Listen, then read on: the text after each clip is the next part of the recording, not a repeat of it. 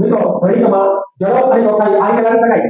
પ્રશ્ન આપણે આપ્યો છે 5 સેમી 2 સેમી અને 5 સેમી માપ એક પ્લાસ્ટિકનો ઘન બનાવે છે. તો આવા કેટલા લંબઘન સાથે રાખવાથી તે ઘન પૂર્ણ ઘન બને, બધી સપાટીઓ વચ્ચે બને સમઘન બને. તો અહીંયા સૌપ્રથમ આપણે લસાઅ શોધીશું, એટલે કે 5 × 10 છે મારી લસાઅ 10 મળે. તો અહીંયા આપણે સમઘનનું ઘનફળ બરાબર આપણે લઈશું LCM.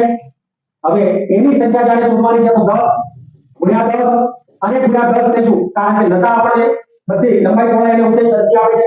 પણ હવે જે સમઘન બનાવેલો છે એના વડે ભાગી આપો, એટલે કે 5 2 અને 5 વડે ભાગો.